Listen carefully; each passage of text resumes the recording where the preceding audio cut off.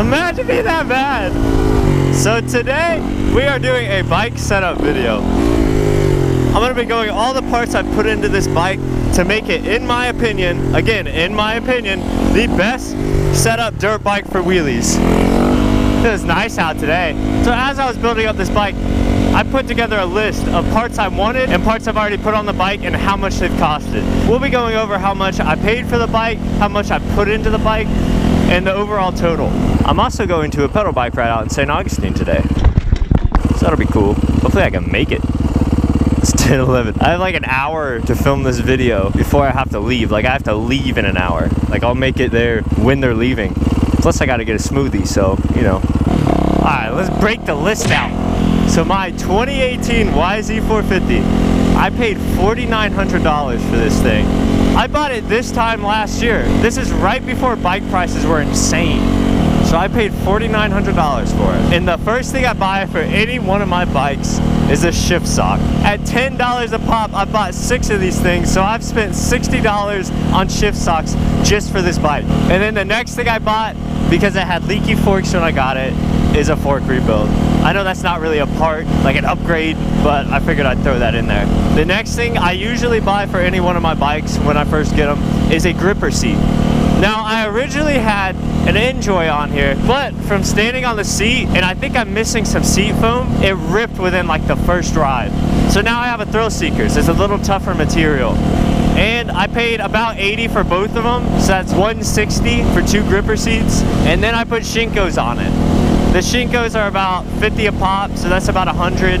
I got ripped off for someone installing them, and I ended up paying $260 for both Shinkos, tubes, and the install. So yeah, after that I bought my own tire changing spoons. Okay, this is future easy from later in the video. I always get a lot of questions about what tires I run. I run the Shinko 705s. For the front, 90, 90, 21. And then for the rear, I run a 120, 80, 19. Those are the official Bike Life tires right there. And then I got the thing dirt legal. Believe it or not, this thing is street legal. After that, I wired up my light and my tail light. Now this is a $15 Amazon light. On my previous 14 YZ450, I was running the Lotworks light bar. I don't know if it's still the same way, but you had to pay an extra $50 for a race mount, which is like a regular mount like this that I made out of a piece of metal. It was just ridiculous. So I couldn't bring myself to buy another one. Yeah, the tail light was like $15. It's literally just an LED strip. If you go to any auto parts store, they have it. As long as you know how to do basic wiring. If I could do it, you could do it. Trust me. I am so bad at wiring. The next thing I bought is a kickstand. If you get a dirt bike and don't have a kickstand, what are you doing? It is literally the best purchase I've made for this bike. So this is the Trailtech kickstand, and I'm telling you, it is worth every penny.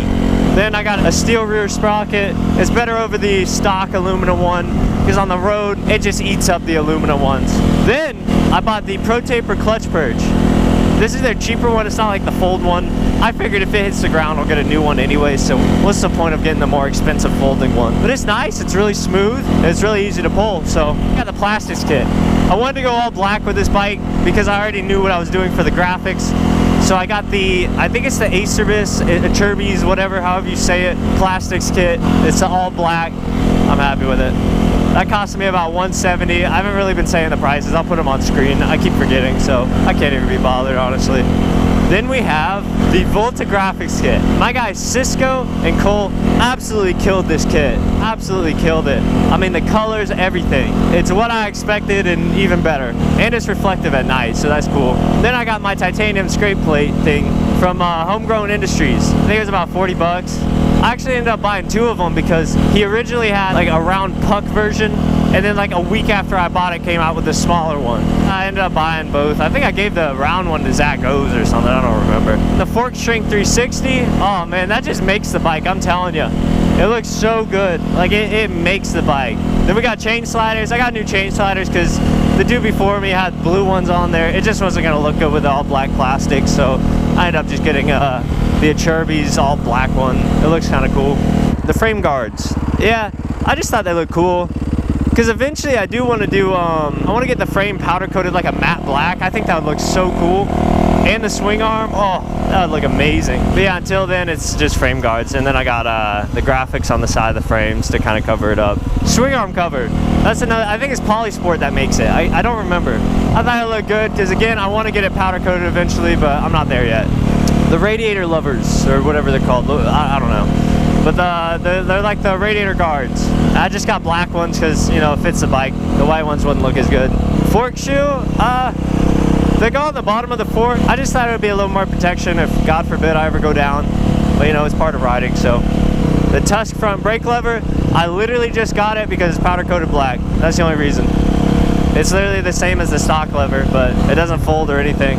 Pro taper bars, I got the pro taper bars because I bent the stock ones when I crashed. I'm sad because OEM is my favorite. OEM is also the most expensive. You can buy aftermarket ones way cheaper. That's why I went with the pro tapers. They're still good bars, but they're not the same as stock. The Tusk shifter, I got it again because it was black. Tusk brake pedal, again, got it because it was black. I got a reusable metal oil filter. It's actually really nice. It saved you a lot of money on buying the paper filters every oil change. So I do a lot of oil changes on this thing, believe it or not. I actually keep up with maintenance. That looks weird. All the metal shavings. I got that Boysen Super cooler. I haven't really noticed too much of a difference. The bike still gets crazy hot, but it also looks cool. New radiators, because my other ones were bent, or I didn't go with stock, because again, everything OEM is more expensive. I just went with some like those aluminum ones that are like all welded and stuff.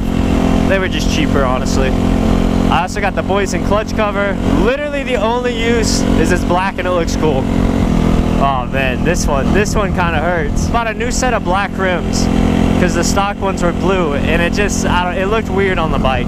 It didn't go. And the black ones look way better, but I did pay a pretty penny for these things. It hurts. It hurts. But they look good, so I'm happy. And now I'm gonna put knobbies on my stock rims, so I have a set of knobbies too. I wanna get back into some off-road stuff. It's good to switch it up every once in a while, get off the street. Spark plugs, just maintenance stuff.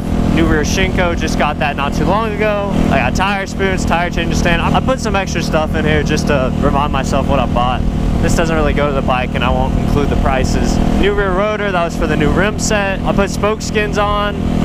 Spoke skins look nice. I did all black because, little sneak peek, Volta is making me rim graphics and I can't wait. They're gonna look so sick. New Eurostars, I actually don't have them on right now, but I think I got some B-roll of them, so I'll put it in. Eurostars are the way to go. Those non-slips, baby. So that is everything I have on the bike. Oh, and one thing I forgot to include in here, but it came on the bike when I got it, is the FMF. But I'm not gonna include the price because, like I said, it came with the bike, so I didn't really pay for it. All right, and here are the things I still want to get for the bike. This bike is almost perfect.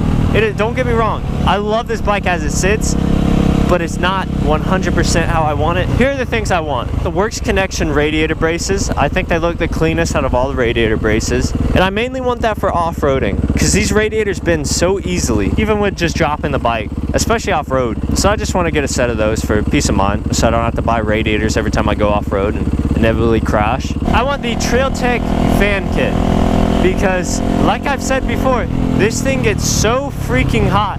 A fan would be so nice in the summer. I need one. I need to buy it. I need to stop procrastinating. And then this is a big one I want. 2-gallon IMS tank. It's the only oversized tank besides the FX one that looks good. This thing only has a 1.6 gallon tank. When you're doing wheelies, it kind of goes fast. So having that extra 0.4 gallons will just be peace of mind, almost like a reserve, you know, if you really need it. I would go with the FX gas tank, which I think is 2.2 or 2.4, but their fuel pump is different. You can't use the YZ450 FX tanks on the YZ450s without changing your fuel pump out. And I don't even know if that works. I tried doing research online and nobody's really tried it. And then, eventually, this is a dream. I don't know if it'll ever happen, but the FMF 4.1 blue anodized carbon tip, oh my gosh. The thing just looks so sexy. There's not a better looking exhaust out there. I don't care what you say. The full system is like $1,000 for this bike, so I don't know if it'll happen. But yeah, that is everything I have into the bike and I still want for the bike. Look at that line. That is crazy. Put how much I've spent just on parts on the screen right now because I don't have that written down. So this is how much I've spent just in parts. And adding that to the $4,900 I paid for the bike, I have approximately, and this is approximate, I don't know if this is right, I wrote this down a while ago, so I don't know if it's updated and all that, $8,400 into this bike, which I know for stunt bike people, that's really not that much. But this is the most I've ever put into a bike, so it does mean a lot to me. I've worked hard for this thing. But anyways, guys, that about wraps up my bike setup video to make, in my opinion, the best setup dirt bike for wheelies. Again, people may have different opinions. They might like another bike better. They might like it set up a different way. This is just mine, my opinion, everything. Hey, this is just my opinion, how I like it set up, what I wanted to do with the bike. So don't be down in the comments telling me, oh, you should have done this, you should. I don't care. This is my bike. Do it to your own bike. But anyways, guys, I hope you guys enjoyed, and take it easy. I pull up, caddy, get the scope spinning, what I'm gripping. Flexing like you something, but you sipping. Now what is my bitches go? Digging holes, know that I be on that player shit. I'd rather you fuck all on my bitch before I let you hit. I'm Max Gun, catch me posted in the shake, John. Sipping on the Louis 13, twisting on the